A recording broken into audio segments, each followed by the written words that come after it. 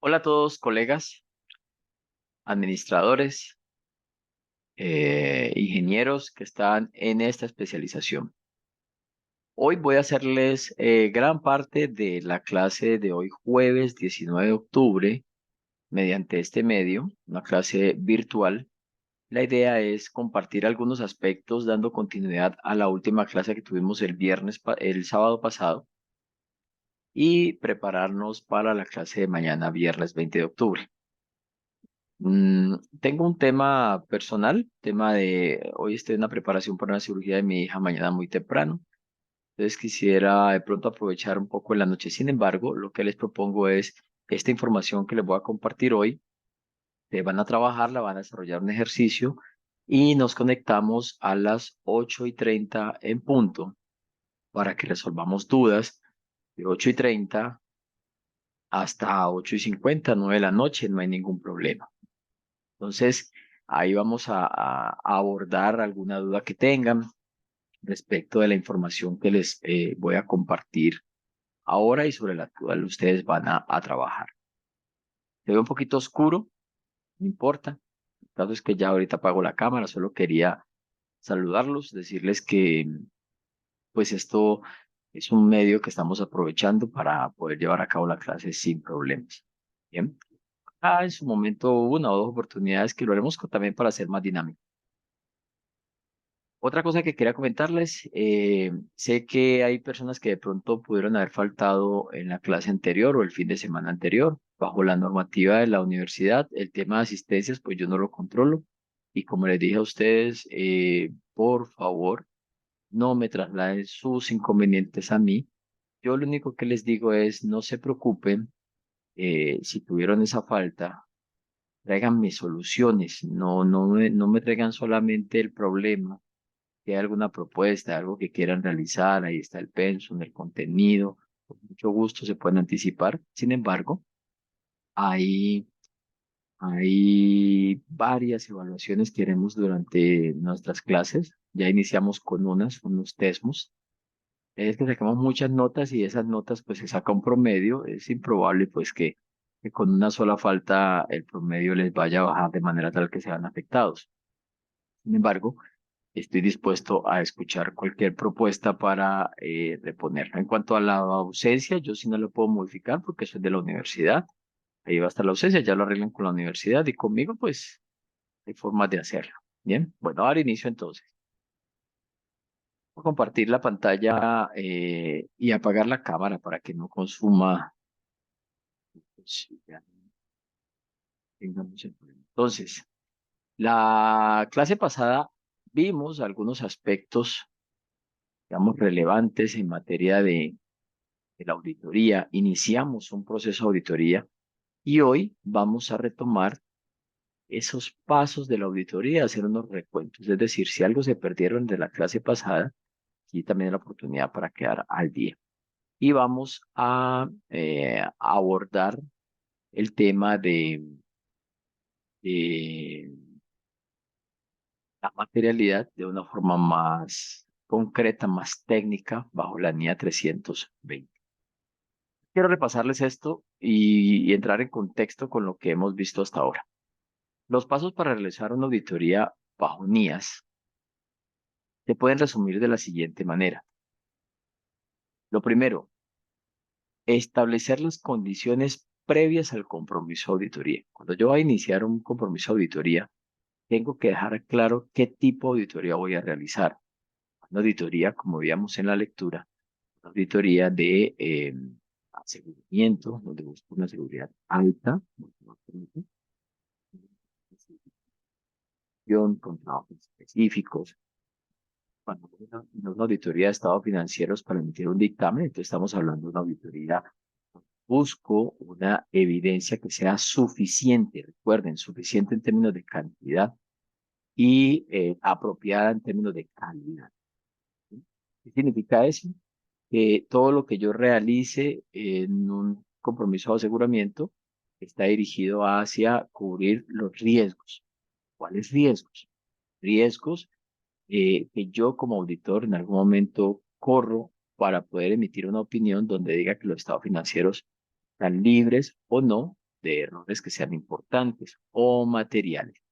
Pues bien, todo eso lo voy a dejar plasmado en la carta del compromiso, carta que ustedes van a recibir, parte del trabajo que vamos a realizar para el día de mañana, donde vamos a redactar o mejor acomodar o a ajustar esa carta del compromiso que yo les voy a dar un modelo de ella. ¿Listo? Es nuestra responsabilidad también, además de establecer las condiciones previas al compromiso, decidir si acepto o no un compromiso. Por eso hacíamos el ejercicio en lo relacionado a el tipo de auditoría, cuando les ponía el ejemplo de la auditoría de los 10.000 millones de pesos, que estábamos en la capacidad o no de realizarlo. Si yo creo que es un compromiso de alto riesgo o que no tengo la capacidad para realizarlo de forma responsable, no debo continuar o aceptar un nuevo encargo de auditoría. Entonces, esa es mi responsabilidad, establecer las condiciones previas y decidir y dejar documentado si acepto o no. ¿Ok? Después de eso, desde las condiciones previas ya me las haya definido, firmo la carta. ¿Recuerdan? Se firma una carta de compromiso entre las partes y una vez ya tenga esa carta firmada, lo primero que realizo es el cálculo o hago procedimientos para determinar la importancia relativa o materialidad, que fue en últimas lo que nosotros hicimos en el ejercicio. Ahorita les muestro algunos, o lo mejor todos los resultados, pero quiero que lo hagamos técnicamente. Les voy a explicar cómo se hace bajo unidad 320.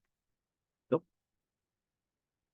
Cuando yo ya determino la importancia relativa, yo en lo personal siempre tengo una comprensión de la entidad y su entorno antes de determinar la importancia relativa. Digamos que aquí el orden no es tan estricto, porque me parece que uno puede identificar aspectos relevantes de la importancia relativa conociendo previamente la entidad. Que ya después entre a realizar unos, digamos, unos procedimientos más a fondos, son importantes. Un ejemplo, yo llego, como les decía en el ejercicio anterior, conozco la estructura de la sociedad, qué realiza, cuáles son sus directivos, ¿cierto?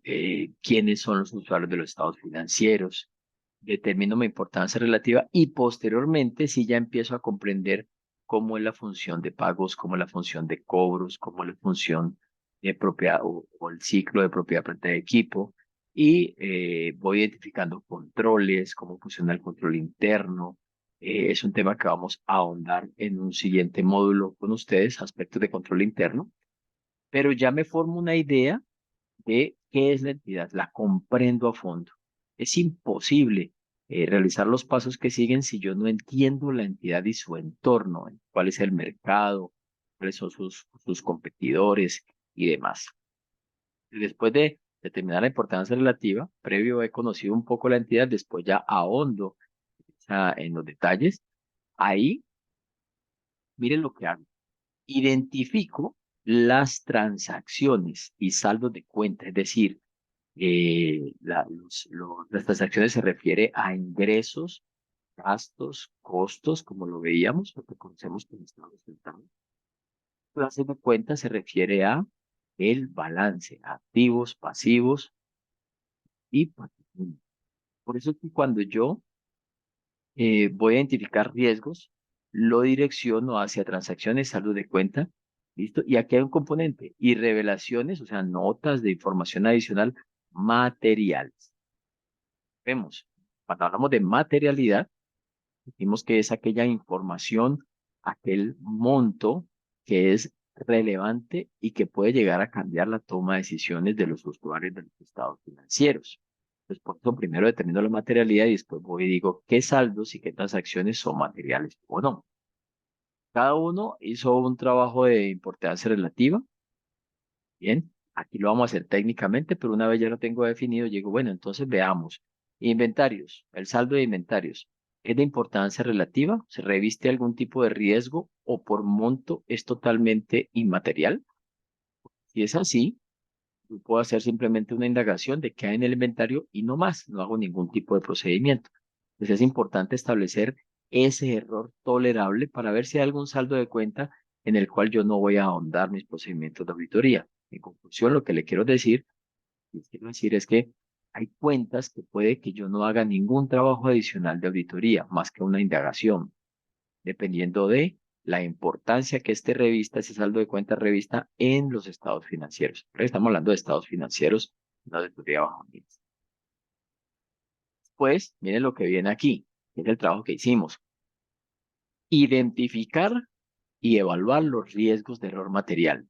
O sea que todo lo que hemos hecho hasta ahora lo vamos a enfocar hacia los riesgos de error material, es decir, los errores que pueden cambiar la toma de decisiones. Alguien me preguntaba en la clase del sábado que si eso se hacía para todas las cuentas.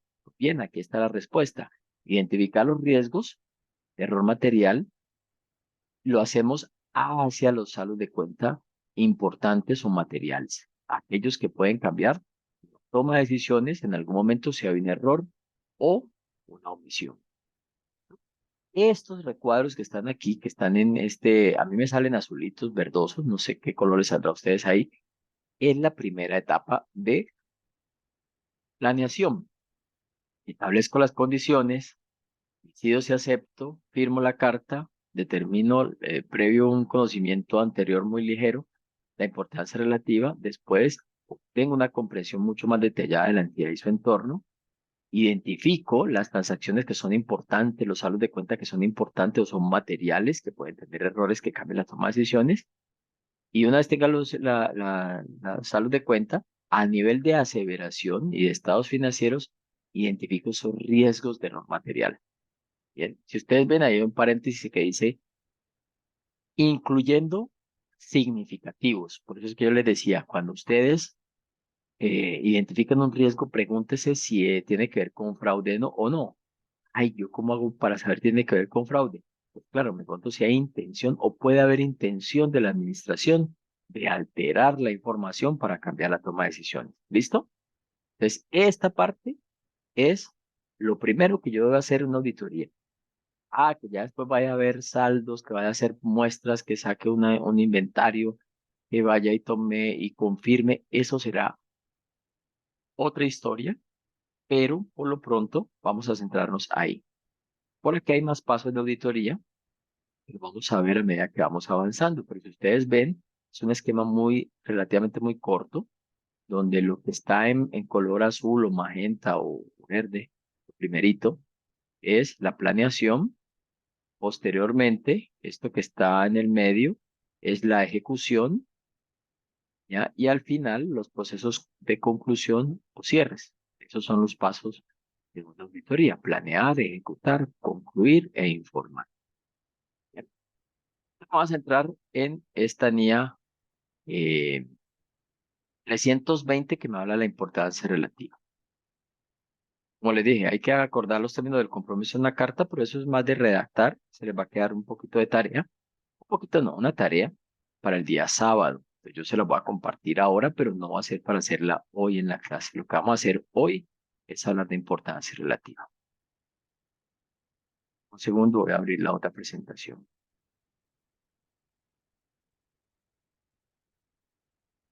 Eco.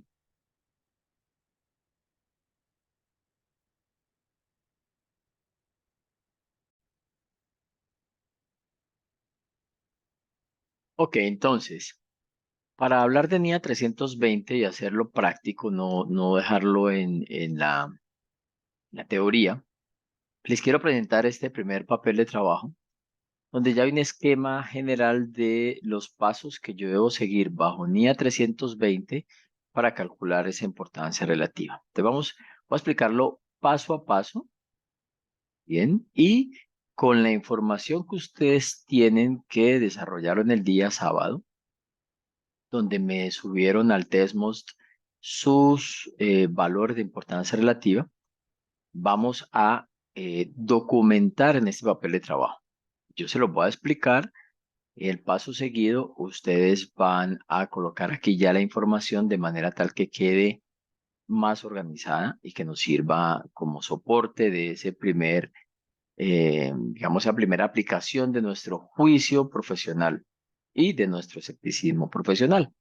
aplicado en toda la auditoría y en este caso para calcular la importancia relativa. Primer paso, ojo, identificar los usuarios razonables de los estados financieros y el referente apropiado. Recordemos, el propósito de los estados financieros, el objetivo de los estados financieros es ofrecer información para usuarios que no tienen la capacidad de obtener información a la medida. ¿Qué significa eso? Estos usuarios que deben tomar sus decisiones basados en los estados financieros que la empresa publica para todo el mundo, que son los que denominamos de propósito general o generalizado. ¿Y por qué? ¿Cómo así que no tiene la capacidad para pedir información a su medida? Pues claro, porque si yo soy el gerente, yo puedo pedir que me pasen información diaria, semanal, quincenal, agrupada, detallada, resumida, de muchas formas para tomar las decisiones como gerente. O sea, yo soy usuario de la información financiera, pero tengo la capacidad de obtener información como yo la necesito.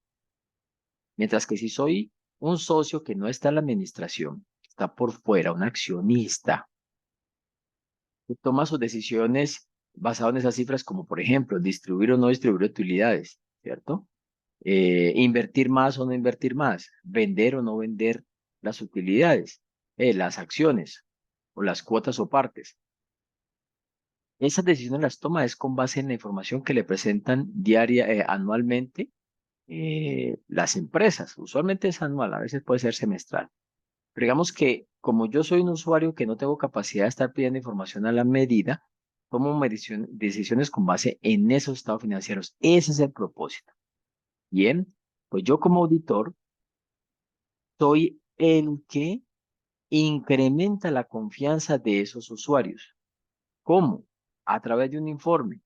Ese informe dice básicamente dos cosas. La primera, que los estados financieros están libres de error material y la segunda, que han sido preparados conforme a lo que exige la normatividad vigente. No se les olvide.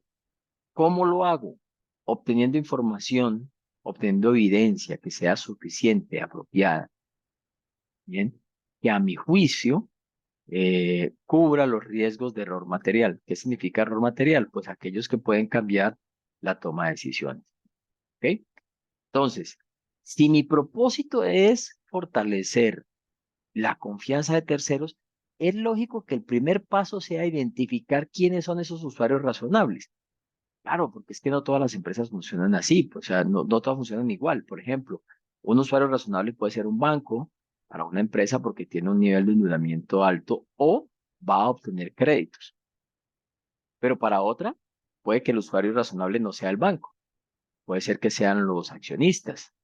Para otra puede que sea una entidad sin ánimo de lucro, entonces no hay accionistas, ni hay bancos que no le prestan, ¿cierto? Pero de pronto sí hay futuros aportantes de los recursos o donantes de los recursos para que funcione la entidad. Ah, que tampoco es eso, sino que digamos que se apalanca con proveedores, entonces los usuarios pueden ser los proveedores, que no le venden a crédito porque todo lo compran de contado. Entonces, bueno, entonces se reduce solamente a los dueños de la compañía y a la DIAN, pues solamente, entre comillas, porque la DIAN es un usuario general de los estados financieros. E inclusive, puede que la DIAN sea para todos, pero no mira lo mismo. Una entidad sin ánimo de lucro, pues la DIAN mirará de pronto patrimonio, mirará ingresos, ¿cierto? No utilidad, porque no está diseñada para generar utilidades. Una entidad con ánimo de lucro, probablemente la DIAN se preocupe más por la protección, por la utilidad neta. Entonces, miren que el primer paso tiene toda la lógica del mundo. Si mi propósito es emitir un informe a través de una evidencia que he obtenido, y ese informe lo que hace es incrementar la confianza de los usuarios, ¿quiénes son los usuarios? Y miren lo que dice la guía que he preparado a ustedes. Esta guía la pueden utilizar, pueden regalarla de cumpleaños, pueden usarla en 10, 20 años, casi está vigente la NIA 320, no tiene derecho de autor, no hay problema, porque el autor soy yo, o sea que hágale sin problema. Bien. Dice, partiendo del conocimiento que ha obtenido de la entidad, por eso necesito conocer previamente la entidad, seleccione los usuarios razonables de la información financiera. Los que le gustan los extranjerismos le van a llamar los stakeholders, ¿no? Así como los referentes. benchmark o componentes de los estados financieros donde usualmente centran la atención al momento de tomar sus decisiones. Entonces, mire lo que estoy haciendo aquí. ¿Quiénes son los usuarios? Los bancos. ¿Qué les interesa a los bancos? Ah, pues los pasivos, para ver qué tan endeudado está. O las ventas, pues para saber qué tanto flujo va a generar. O los activos corrientes, ¿no?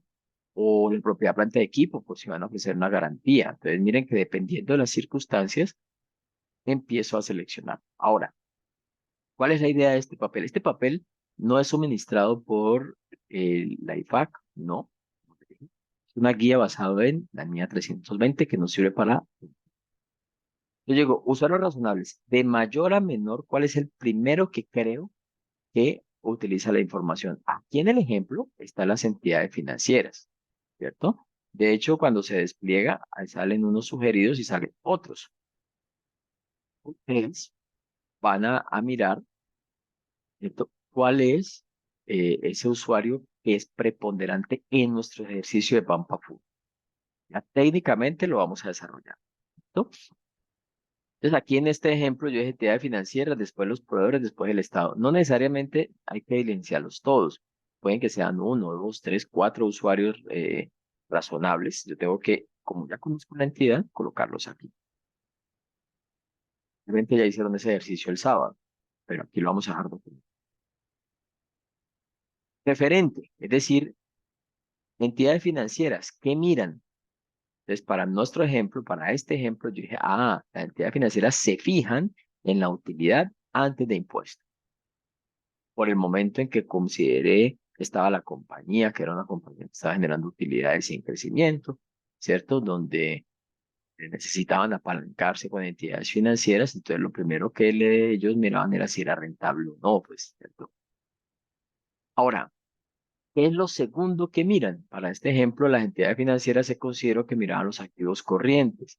Recordemos que los activos corrientes son aquellos que pueden convertirse rápidamente en dinero equivalentes o efectivo equivalente de efectivo. Y si es que tengo otro referente número 3 que mirarías en esa entidad financiera, lo coloco.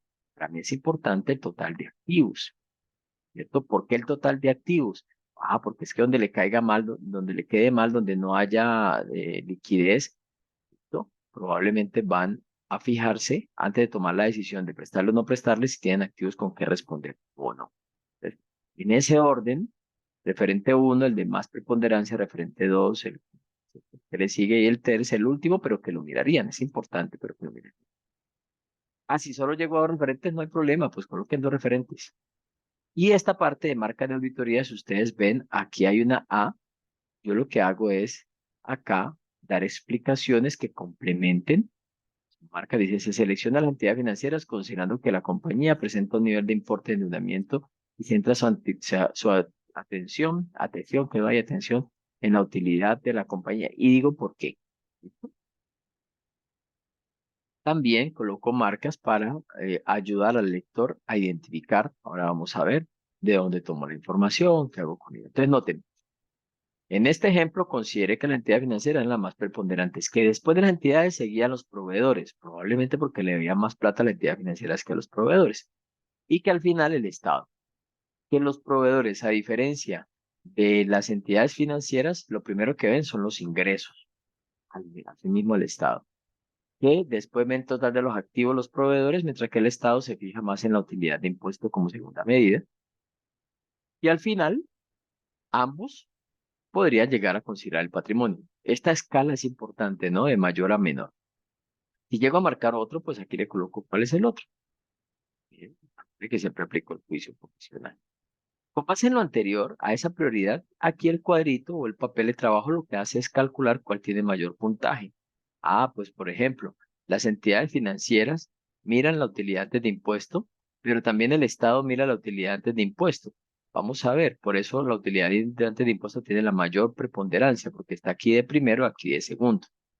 Los ingresos, aunque están de primeros, están en el segundo stakeholders que lo mira, y por eso no tuvo tanto puntaje, pero debería estar como veamos a ver, mira, aquí está, de hecho está, tiene mayor, tiene el 6 ingresos y utilidad de impuestos. Eso es una guía, ¿no? Es un puntaje guía, referente. Ahora, ¿qué pasa? Después ya de haber seleccionado el referente, en este caso yo seleccioné la utilidad de impuesto, el que tiene mayor, 6, bien.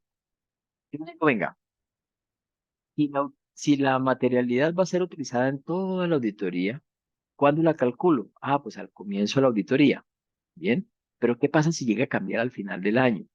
Pues que yo utilicé o decidí un enfoque, un alcance, pero si me cambia al final del año, probablemente ese alcance va a ser insuficiente o vaya a ser más trabajo. Entonces yo lo que trato es de visualizar a futuro cómo va a estar ese componente. Explico. Si la utilidad de impuesto hoy es 1.500 millones de pesos, yo miro y digo, a diciembre, ¿será que va a llegar? Hoy estamos a octubre, ¿no? Octubre 19.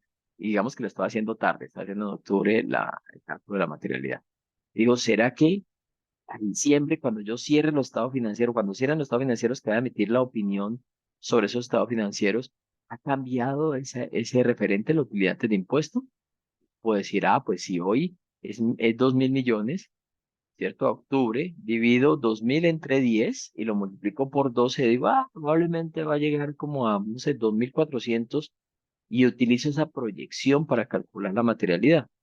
Lo que me interesa es al final cómo va a quedar, ¿no? Entonces, si yo no creo que no soy capaz de proyectarla, pues debería seleccionar otro. Pero vamos a ver, si esto es una empresa donde la utilidad en octubre o en agosto o en septiembre es imposible calcularla en diciembre porque tiene ventas estacionarias. Resulta que todo lo vende en junio, todo lo vende en octubre y a marzo o agosto no ha vendido lo que tiene que vender. Pues yo no voy a poder hacer una proyección. O de pronto sí, con base en la historia, ¿cierto? Digo, vea, muéstreme el comportamiento de las ventas históricamente y si soy suficientemente hábil para determinar cuánto va a terminar en el año la utilidad, pues la proyecto. Pero antes de eso, analizo qué tan volátil es.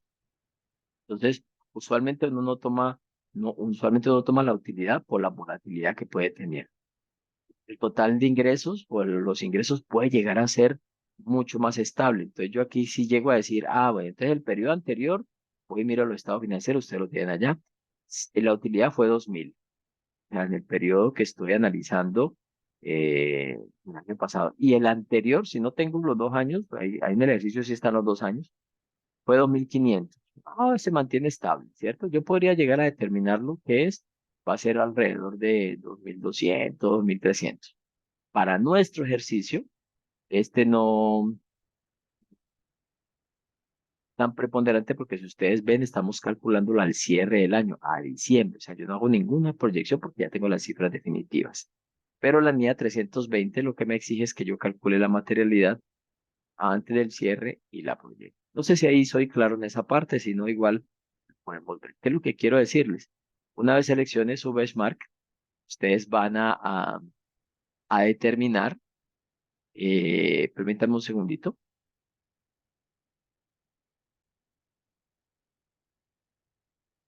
Bueno, me tocó hacer una pequeña pausa, pero les comentaba entonces aquí. Em, la idea es poder determinar un valor o un referente proyectado. Entonces, aquí lo que me va a decir es, digamos que yo ya tomé la utilidad antes de impuesto, voy y miro los estados financieros. Aquí dice periodo anterior, aquí podemos tomar el periodo, en este caso el 2019, aquí el 2018. ¿Para qué? Pues para que gráficamente veamos si se comporta estable. Entonces, si en el año pasado la utilidad era 500 o menos 500 y este año son 1.500, pues va a ser muy difícil en algún momento, digamos, proyectarlo. Para eso se hace esto. Bien.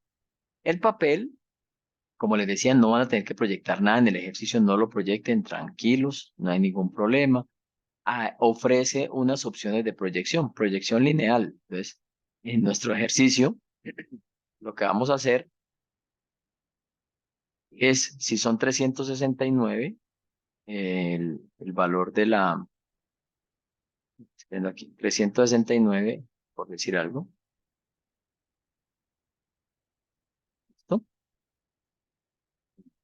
Mm, Meses corridos 12 y meses 12 me va a dar exactamente lo mismo. Van a usar solamente el primero, proyección lineal. con 12 meses. Olvídense del resto. ¿Listo? Olvídense del resto, después lo miramos, lo aclaramos en las dudas, pero básicamente son herramientas de proyectar. Entonces aquí dice, indica el procedimiento que fue utilizado, entonces el A, y él me va a mostrar que son los mismos 369. ¿Listo? Y si tengo otra forma de proyectar, si tengo estadísticas o algo, pues simplemente lo coloco acá. Bien, pero en este caso no, solo van a proyectar linealmente.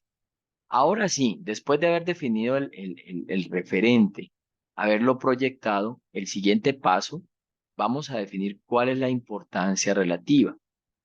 Yo les dije a ustedes, piensen en un valor y aplíquenle un porcentaje, ¿cierto? Ustedes lo hicieron, aplicaron un porcentaje, perfecto. Ojo con lo que voy a decir. El porcentaje no es preponderante, el porcentaje es un colateral.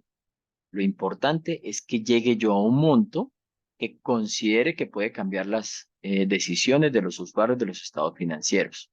¿Listo? Entonces aquí, digamos que el referente que tomé es la utilidad y me dio 369, simplemente estoy colocando un ejemplo.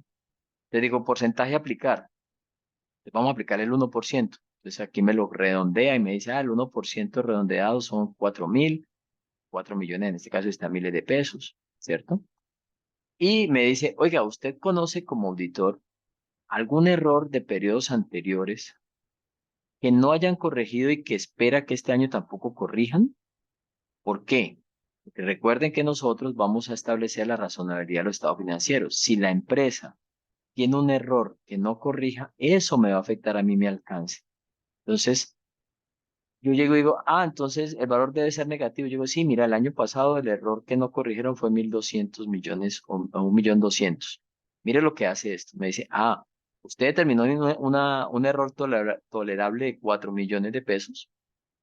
Espera que no corrijan 1.200.000, o sea que su alcance para trabajos de auditoría va a ser de 2.800.000. Me reduce la materialidad. ¿Listo? Si no hay errores que yo no corrija, le coloque aquí cero, siempre me lo, siempre me lo va a reducir en un 10% como mínimo. Mire lo que hace aquí. Si no hay error, entonces me lo ajusta por el 10%. Me dice, listo, 3.600.000 es con lo que usted va a trabajar. Aquí va a hacer una pausa. ¿Para qué hago esto? Para determinar la importancia relativa con la que yo voy a dar alcance a los procedimientos. Eso significa, solo manera de ejemplo, ojo, si yo me encuentro con una cuenta que vale 12 millones de pesos,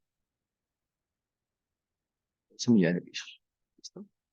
Y tengo una materialidad de 3.600.000 y quiero hallar una muestra, una forma simple, muy resumida, no se trata de eso, pero quiero mirar el alcance, sería dividir 12 millones entre 3.600 y eso me va a decir, entonces vaya y tome tres registros, ¿cierto?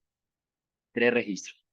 Si yo tengo una cuenta de 27 millones de pesos, me va a decir, tome 8 registros con esta materialidad de 3.600.000. ¿Listo? Si hubiesen errores que no corrigieron, vamos a ponerle aquí por 1.500 millones, me baja la materialidad a 2 millones, 1.500 millones, pero no 1.500.000, me baja la materialidad a 2.500 y ya los registros pasan a 11. Entonces, ¿el mensaje cuál es? Entre más pequeña sea la materialidad o la importancia relativa, más trabajo voy a hacer en los saldos de cuenta que voy a revisar. Noten, 11 con unos errores de 1.500, 1.500.000. 8 si no hubieran errores. ¿Listo? Entonces, eso es importante que definamos bien la materialidad para saber qué trabajo vamos a realizar. ¿Vamos? Hasta aquí quiero que lleguen. ¿Qué es lo que les voy a pedir? Que me expliquen en esta nota, que ya lo tienen, ¿no?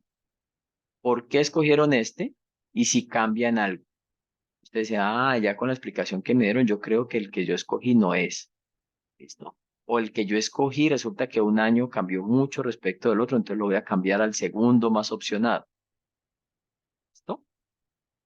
Y documenten acá en marcas de auditoría esa información que diligenciamos. Bien. acá está una información, aquí, que es la misma que usted está manejando por si acaso quieren trabajarla, tomarla de ahí. Aquí está, debe ser igualita, yo no creo que la haya cambiado. Bien. Y trabajamos con este papel de trabajo. Ahora, voy a seguir con la explicación, pero hasta aquí quiero que quede documentado bien y todo eso. No hay errores, una vez les digo, no hay errores de años anteriores, o sea que le va a hacer el cálculo. Pero le voy a pedir un cálculo adicional. Resulta que en auditoría yo puedo encontrar errores, pero hay algunos errores que yo dejo pasar por alto. Es decir, si mi importancia relativa es 4 millones, yo puedo determinar un 5% y decir 200.000 pesos. Si yo encuentro un error por 200.000 pesos, eso es completamente inmaterial, no hay probabilidades de que eso vaya a generar un impacto, es remoto el impacto y simplemente convivo con esos errores menores, llamémoslos así. ¿Listo? Quiero que se pregunten cuál sería ese monto menor. Ustedes ya me dijeron cuál es la materialidad, el error tolerable, pero si haciendo una prueba encuentran un error, ¿cuál sería el que no le prestaría ninguna atención? De pronto es el 0,5. Me dicen, no, después de 20.000. ¿Listo? Si ese fuera el caso. Quiero que piensen en eso. Y aquí ya es un resumen. Resumen de la importancia relativa. Me dice, su importancia relativa es 4 millones para este ejemplo. Pero va a trabajar sus pruebas, cuando le dije para sacar las muestras y todo, de 3.600.000. Y se va a tolerar mínimamente 20.000 pesos. ¿Listo? Miren las preguntas que hago yo aquí. ¿Hay algún saldo de cuenta o transacción o revelación donde usted crea que debe ser o prestar mayor atención? Entonces yo les decía, vamos por acá a nuestro ejercicio y decía, venga, aquí hay otros ingresos, hay unos gastos de comercialización, por aquí habían unos caja y bancos, digámoslo así, 98 millones, el TGV, 98 millones de pesos, y yo escogí cuatro. No, es suficiente este error tolerable para 98, ¿cierto? Pero si yo digo gastos y me voy aquí a gastos y digo, mira, gastos financieros son 11 millones de pesos, y yo aquí escogí cuatro, yo creo que aquí debería trabajar con algo más pequeño. Entonces yo digo, sí, creo que sí. Vamos a trabajar aquí, en gastos financieros. Y le digo que voy a tomar la materialidad, la importancia relativa y la voy a dividir entre dos, digamos. Digo, cuando voy a hacer trabajo en bancos, perdón, en gastos financieros, voy a tener en cuenta un alcance a un error tolerable de 2 millones. Si considero que es necesario, si no, no coloco nada. ¿Listo? Yo le digo aquí que no. Es un tema que no vamos a digerir de un momento a otro, pero sí quiero que lo vamos trabajando. Y aquí viene la parte más importante de este papel de trabajo. ¿Listo? Ustedes van a llegar, bueno, yo les dije que hasta aquí no, vamos a evidenciarlo todo porque ya aquí ya se cierra. ¿Sí? Ojo, entonces tienen que haber tres preguntas claves. Si llegan a existir errores en los estados financieros, no afectan las decisiones de los usuarios razonables siempre y cuando no superen la cifra establecida como importancia relativa. Usted se devuelve y dice, oiga, si estos estados financieros tienen un error de 4 millones, ¿no lo afectan? ¿O será que sí? Porque si ustedes dicen que sí, tienen que revisar todo lo anterior. ¿Listo? Entonces, si ustedes dicen, no, no lo afectan, estoy seguro que no lo afectan. Ok, sigamos. Considera que las cifras definidas, como importancia relativa general e importancia relativa reducida, es decir, esta y esta.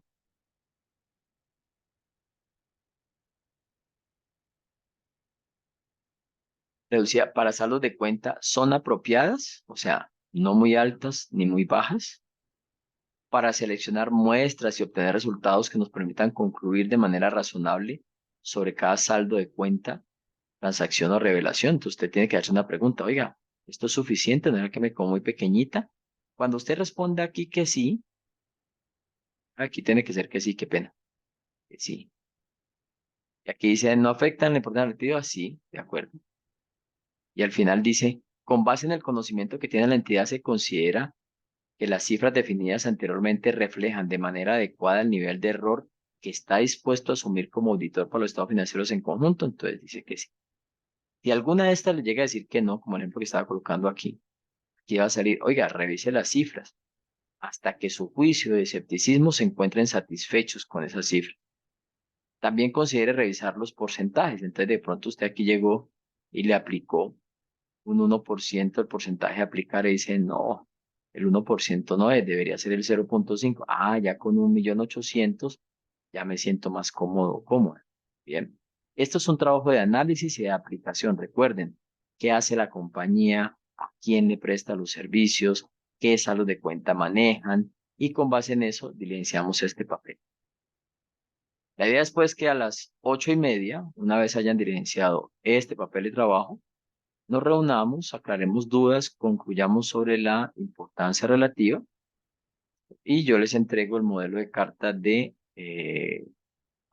compromiso para que ustedes lo vayan leyendo y lo tengan en su memoria para trabajarlo el día de mañana. Y podamos continuar con los pasos de la auditoría. Muchas gracias por su atención, por su dedicación y por su tiempo.